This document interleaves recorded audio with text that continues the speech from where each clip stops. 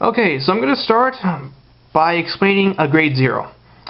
A grade 0 is your weakest unit. As you can tell, it's got the lowest grade, the lowest attacking power, and it doesn't really have a whole lot for effects, not to mention the card artwork just simply looks...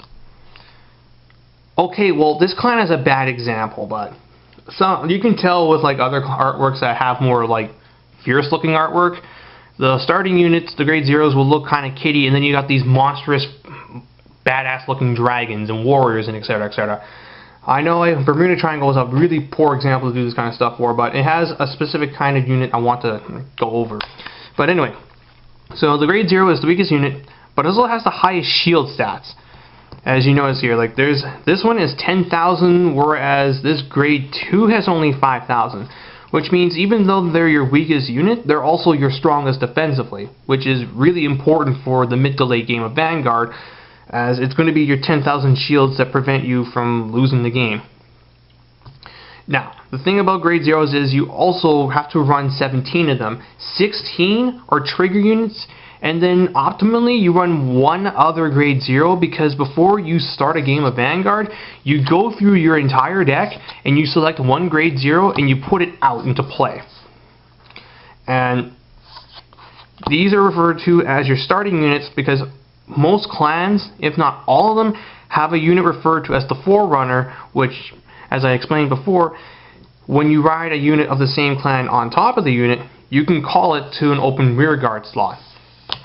Don't worry about riding and calling, I will not cover that in this video, but I do want to explain though that, again, these are very important, and you're typically just going to be running these 16 triggers and then one starting grade 0 unit. These usually have some kind of bonus effect too. This one is saying when another one of your Bermuda Triangle units is returned to your hand, you can also return this unit to your hand. Some have effects where you can retire them, i.e. send to the graveyard, in order to get this effect off, or you can put it into the soul, or in other words attach that unit as Xyz material, because that's basically what the soul is. They're an Xyz monster's Xyz material, and you can do X this and X that. Okay, so the next unit I want to talk about is the all-important grade 1. Grade 1s are probably some of the most useful units in the deck, as not only do they have decent power, I mean, yeah, 6,000 is pretty low for a grade 1, but your average grade 1 is going to be 8,000, which is pretty good.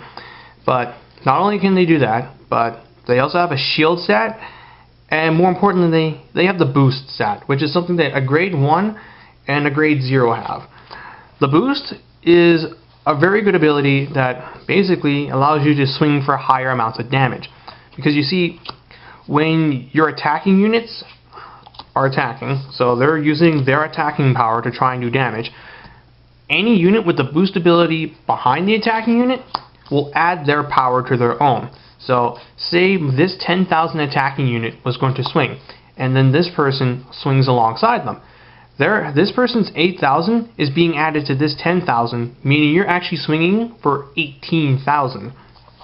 And this is something, again, that only grade 1s and grade 0s can do, and a lot of units have some really good grade 1s. There's referred to as, say, special boosters, where they'll add 10,000 power if you meet certain criteria, or you can do this with this, like, it's kind of hard to describe all the different kinds of grade 1s we have, but so long story short though, they are the units you want to see in the early game.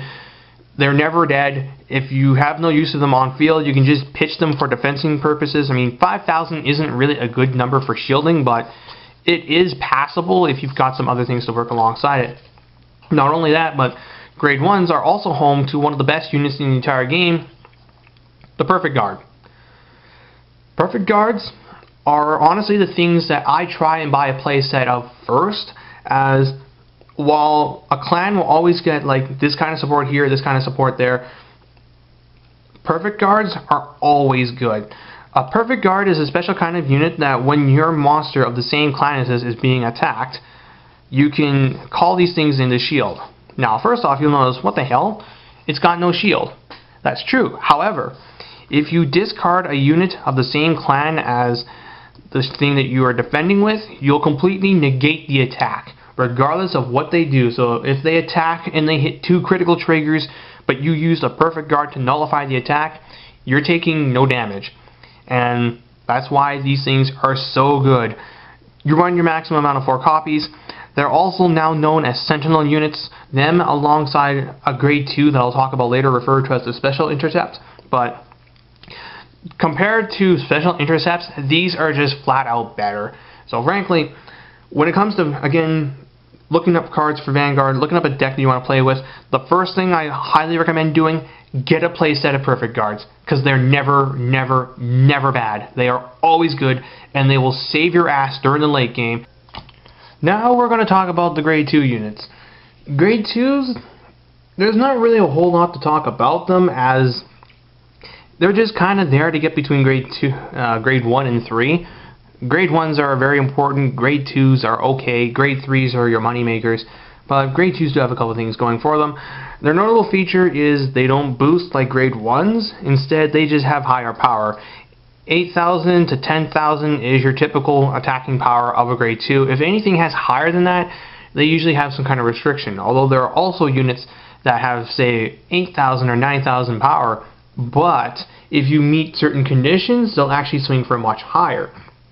For instance, the clan Kagero has a unit called Burning Horn Dragon, and when it attacks and you have a Vanguard with the name Overlord, then it gets an extra 3,000 power, and therefore it's actually swinging for 12,000, which is a very nice number. 12,000 is just like 2,900 in Yu-Gi-Oh!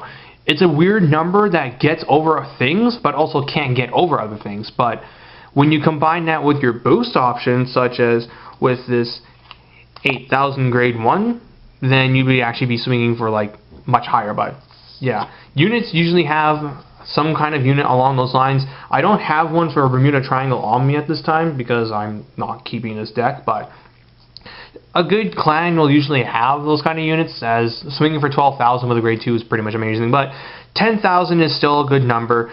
Combined with grade 1s that have a 6 to 8,000 boost, then you're going to be swinging for 18, 16,000, which are very respectable numbers. Non-vanilla grade 0 and grade 2s will usually have 9,000 power or less, but they have some kind of ability that just makes them better. This isn't really a good example. I barely actually use this, but some grade 2s have the ability to get rid of cards on the field when you play them, or they'll let you call this or call that. The other thing about them worth noting is they have the ability called Intercept, because again, they can't boost, but they can intercept. An intercept is when your Vanguard or Rear Guard is getting attacked, and you have a grade 2 in the slots beside them.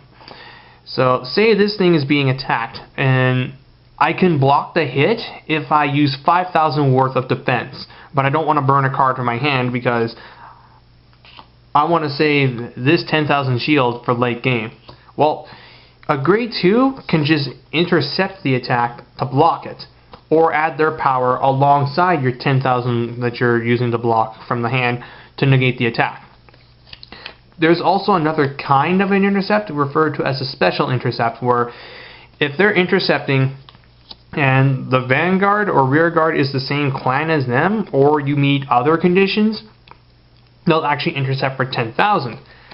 However, those units are Sentinels, and frankly, since you can only run 4 Sentinel cards in a deck, the question is, would you rather run something that can block an attack for 10,000, or something that can negate it entirely?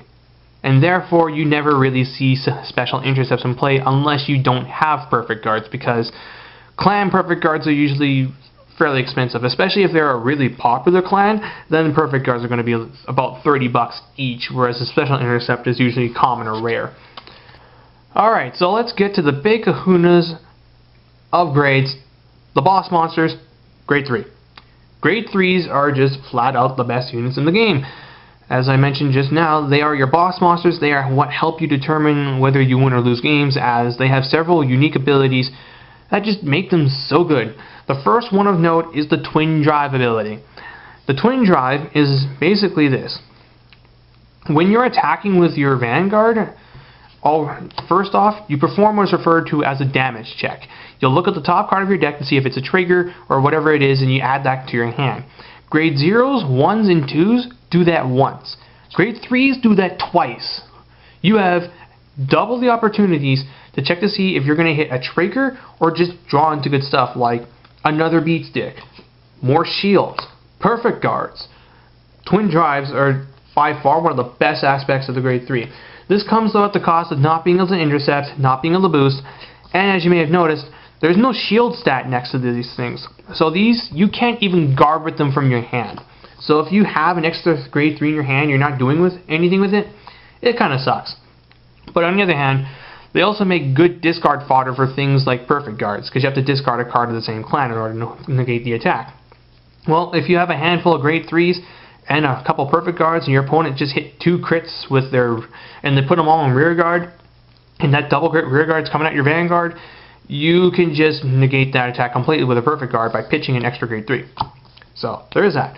Grade 3s also nowadays come with the ability called Limit Break. Limit Break is an ability that can only be utilized when you have X amount of damage. These two cards say Limit Break 4, but they are really good abilities. Dragonic Kaiser Vermilion, for instance, lets you attack the entire front row in one swing. These guys have different kinds of Limit Breaks. And this one's saying when this card attacks a Vanguard, you can return 2 Bermuda Triangle rear guards from your field to your hand in order to call, a Bermuda Triangle from your deck onto your field. So that's okay. And this one has a special kind of Limit Break, but we'll get back to this in a bit because this is a new mechanic that just came out last week. Like, no joke. This is going to be something you're going to be seeing a lot of in future releases, and I'm really happy that I managed to pick up one of these cards early. But we'll get back to other stuff about Grade 3s. So that's your typical Grade 3. 11,000 power is really good. 10,000 is kind of meh, but they usually have some kind of good ability. But the bulk of your swinging is going to be done with Grade 3s with 11,000 or higher attack. Yes, or higher, because there exists certain kinds of Grade 3s that can get even more power if certain conditions are met. A lot of these are known as cross rides, and this is actually one of them right here. A cross ride is a special kind of unit that gets an extra 2,000 power if you ride it in the soul, which is all the cards underneath the unit. So let's actually set up a Vanguard. So there's turn 1. Here's another turn. Here's another turn. As you can see, I keep upgrading from Grade 0 to 1 to 2. It's the same as evolving in Pokemon. So basic, stage 1, stage 2, Pokemon level X. But yeah. So that, and now we go into a Grade 3. So here's your typical Vanguard setup. Okay? Now, let's pretend that this is actually a certain card called Top Idol Pacifica. I don't actually know its stat, but I'm pretty sure it's 11,000. So here's my Top Idol Pacifica. Now I'm going to cross-ride Eternal Idol Pacifica. A cross-ride, if you have X unit in the soul, it will get a base 2,000 power increase. So this thing is going to be sitting at 13,000, which is again the equivalent of 3,000 in Yu-Gi-Oh! And we all know that 3,000 beaters in Yu-Gi-Oh! Are kind of annoying to deal with, especially if they have really good effects. Judgment Dragon, there's an example. Blackluster Soldier, yeah.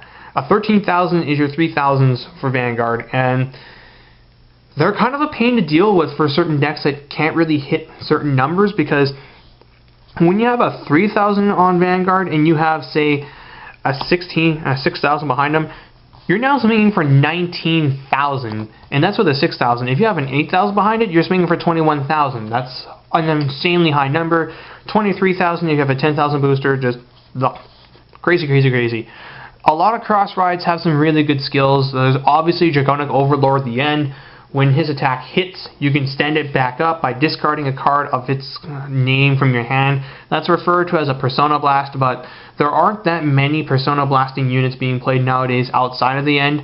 There is Phantom Blaster Overlord, but I don't have that card. I also don't have the end, but most Vanguard players are more familiar with the end than they are Phantom Blaster Overlord, because the end is arguably the best deck in America at this time. So that's a cross ride. Now let's get into a new kind of Grade 3 that just recently came out, and that is referred to as the Break Ride. A Break Ride is a special kind of Grade 3 that when you ride another unit on top of it, and you're at limit break 4 or limit break 5, it triggers its ability. And this card is saying, when a Bermuda Triangle rides this unit, draw a card and choose up to 2 of your Bermuda Triangle rear guards and return them to your hand, then choose your Vanguard. That unit gets plus 10,000 power until end of turn. Okay, so yeah, what they're saying is, first off, this is already 11,000 attacker. Now, if I ride a unit on top of it, it's going to get a 10,000 power boost for that turn. And this one is also saying you draw a card from your deck. That's kind of good. Other units have, if you ride a card on top of this, plus 10,000, but destroy a card on your opponent's side of the field, or do this or do that. The break ride mechanic right now seems a bit wonky, but it is going to be a very important part of future tournament winning decks. So if a clan is going to get a break ride, it's something you should probably keep an eye out for, because break rides, love them or hate them, they're going to be part of the future. Also, one other thing about break rides I just want to mention is they have a base 11,000 attack, and when they're attacking, they usually get an extra 2,000. So they're usually 13,000 on offense, which is kind of good.